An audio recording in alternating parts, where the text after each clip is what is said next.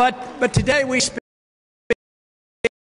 spend most of our efforts in Washington just trying to promote and deal with the debt. Next week, of course, the President's going to ask for another increase in the national debt by another $1 trillion. There's no serious effort to cut. And all the proposals of Congress and all the proposals of the super committee had nothing to do with cutting anything. All they're talking about is cutting proposed increases 10 years out. And even if that super committee program goes in, it doesn't go into effect until 2013. And then it cuts $1 trillion over 10 years, $100 billion a year. Guess what? Our national debt's going up $100 billion a month. And they think cutting, and that's real increases, but they're talking about proposed cuts in proposed increases. So the people are not getting a straight story, and I don't know whether they think they can deceive the people forever, or they're totally ignorant as to economic policy, or they don't have the vaguest idea how serious this worldwide economic crisis is. And I believe it is very serious, and it deserves serious attention. And the most serious thing we could do if we come to that conclusion is start off by cutting the budget $1 trillion in 1 year.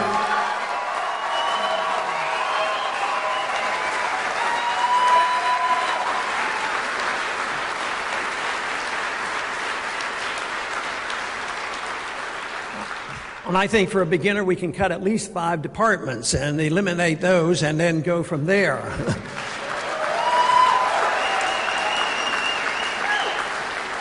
But you know, my proposal is such where it isn't like we can wave a wand and tomorrow have our way. I do make proposals which actually come across, if anyone would pay attention, probably are more workable and more moderate than some would believe, because I want to cut the unnecessary spending and try to preserve and take care of people whom we thought to be dependent on the government. I mean, the elderly that are trying to get their Social Security money back in shouldn't be where we're balancing the budget, not on their shoulders. Same way with the medical care benefits to the elderly and the children. But that doesn't mean that we shouldn't work in a direction of cutting back.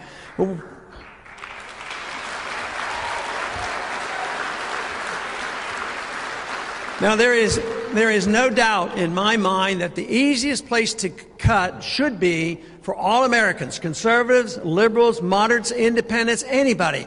The easiest place to cut should be this wild runaway spending overseas. That's where we need to cut.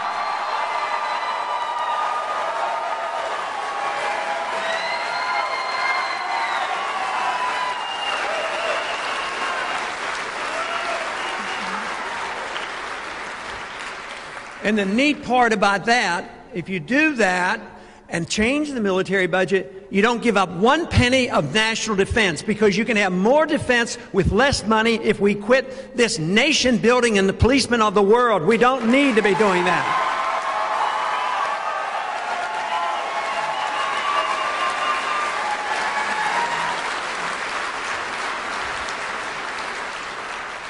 That, of course, means we'd be bringing a lot of troops back home.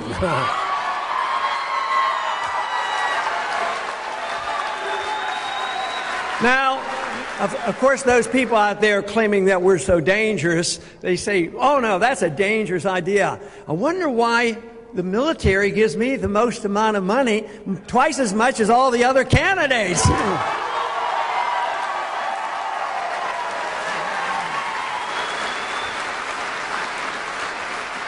Maybe they're tired of those wars as well, back and forth and contributing $4 trillion to our national debt, and we don't know when the wars are ending. And Iraq is just a shambles over there right now. There's a civil war going on, and it's not going to end pleasantly in Afghanistan. And we're supposedly over there to defend our Constitution. But how do you go to war that's not declared under the rules of the Constitution? How can these be constitutional wars? Just think how simple this problem could be solved. Don't go to war unless the Congress declares it.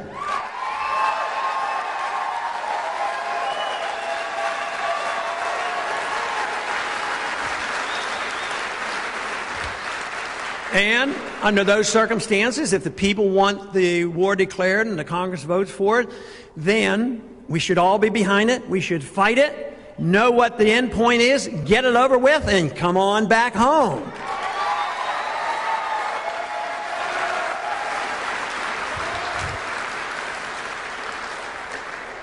People do have a few questions about the foreign policy of non-intervention, but it just means that we mind our own business but provide for a strong national defense. Take advice from President Eisenhower and beware of the influence of the military-industrial complex. Look to the Republican traditions in the past that talked about a strong national defense without going to endless war. Another good rule we should have is never go to rule under the authority of an international government like NATO or the United Nations.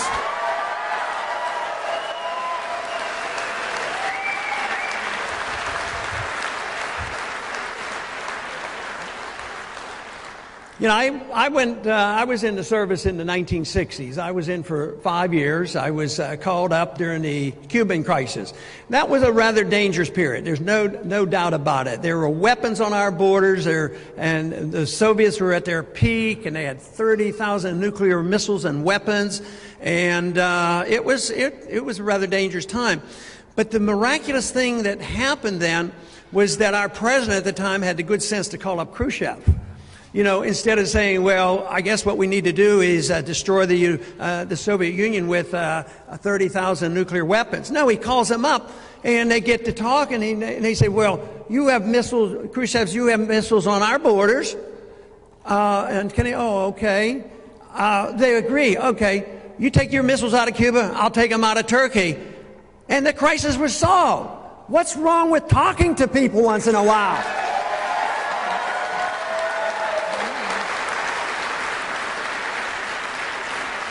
We today now hear the sabers rattling about why we need to go into Iran. I'll tell you what, my strong opinion is we don't need to go into Iran at this point. Does this mean I don't care about them? Yeah, I care a whole lot about them. I care if they get a nuclear weapon. I'd like to see a lot less nuclear weapons in the world, not more any place.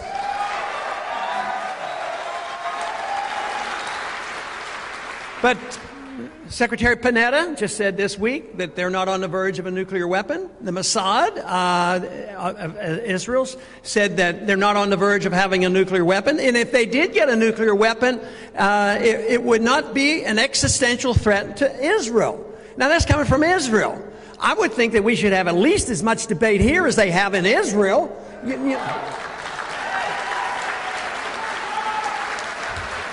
But the whole point is why should we be bombing or sending missiles into a country and destabilizing a country that does not even have a weapon or on the verge of a weapon? If we could withstand and contain the Soviets when they had 30,000, why are we so frightened about containing one country that doesn't even have a weapon yet?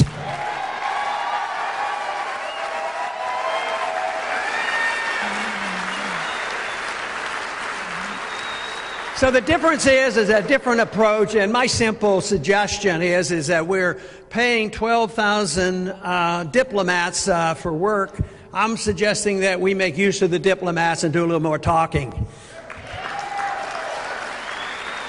Also, that period of time I had in the military in the 1960s was an eye-opener for me because I wasn't really a lot into politics in the early 60s about the pros and cons of the war. Of course, it didn't take me too long to get a pretty good glimpse of what was happening. But it was such a tragedy for me. Although I never went to Vietnam, I did a lot of physicals on pilots who went over there and a lot of physical on inductees that went over there. And I kept thinking, you know, some came home, some didn't come home. And then it kept going on and on. And actually the Republicans were elected in 1968 as the peace party. We were supposed to end that war. So peace sometimes can be a very popular political issue, if you haven't noticed. notice. Now, what happened was we there and wasted 60,000 lives, all that money, and you think of the millions of Vietnamese that died, at the hands of both the Americans and the French. So we leave. And the argument was we had to be there because there was a big domino effect and communism would spread over that whole land. Well, China, they backed off. They became our banker. They thought that was a better deal than being communist anymore. So, and now Vietnam, they're our friends. We trade with them. We talk with them. We go back and forth. They're far from perfect, but I'm working on making ourselves more perfect than worrying about the Vietnamese.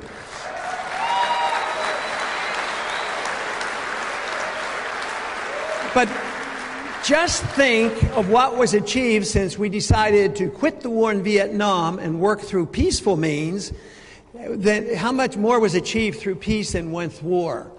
And there's reasons for war. War's been around a long time. It's going to be around. That's why we have the military. That's why I was in the service. That's why I want a sensible foreign policy, because I want a stronger national defense, not a weaker national defense. I don't want to waste money, and I don't want to waste lives, and I don't want to fight wars that are unnecessary. And there's no reason in the world that you can't stand tall and say that you are cautious about going to war, and you don't need to endorse war to prove that you're an American or you're supporting the troops. Matter of fact, the opposite is the case sometimes.